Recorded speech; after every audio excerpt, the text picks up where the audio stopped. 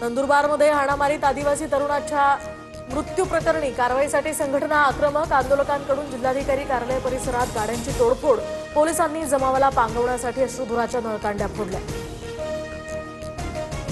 मुख्यमंत्री फडणवीसांकडून सोलापुरात निमगाव आणि दारफळ या गावातील पूरग्रस्त भागाची पाहणी। शेतकऱ्यांना दिवाळीपूर्वीच तातडीची मदत करणार, आवश्यक तिथे निकष शिथिल करणार, फडणवीसांची घोषणा।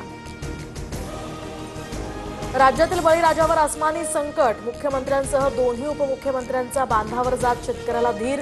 फडणवीसांकडून सोलापूर लातूरमध्ये पाहणी तर शिंदेंचा धाराशिवमध्ये आढावा। अजित पवारांचा सुद्धा करमाळ आणि माढ्यात दौरा।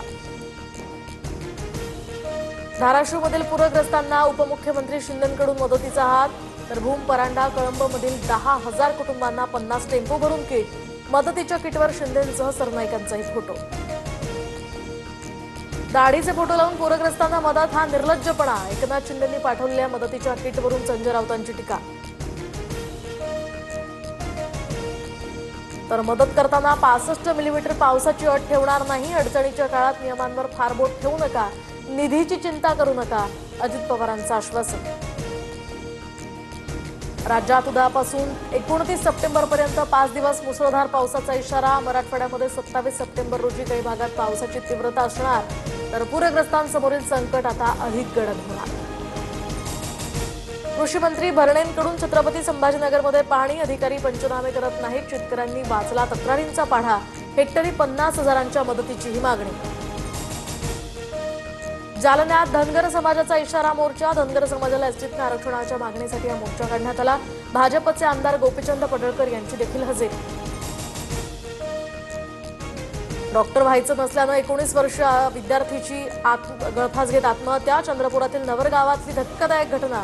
नीट परीक्षेमध्ये 99.99% मिळाल्यानंतर नंदुरबारमध्ये हाणामारीत आदिवासी तरुणाच्या मृत्यू प्रकरणी कारवाईसाठी संघटना आक्रमक। आंदोलकांकडून जिल्हाधिकारी कार्यालय परिसरात गाड्यांची तोडफोड।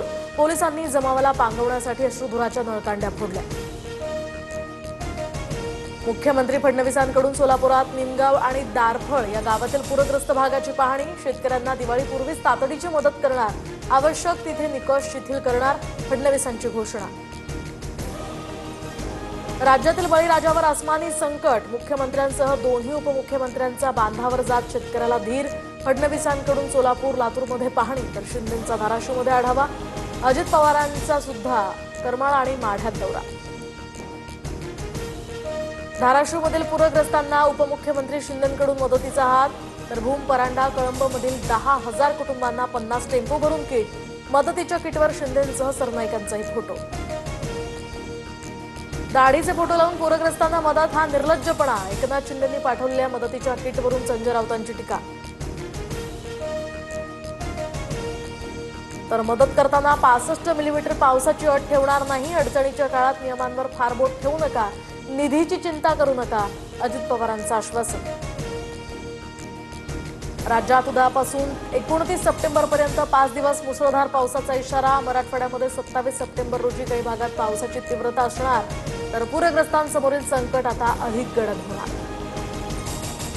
कृषी मंत्री भरणेंकडून छत्रपती संभाजीनगरमध्ये पाहणी। अधिकारी पंचनामे करत नाहीत, शेतकऱ्यांनी वाचला तक्रारींचा पाढा।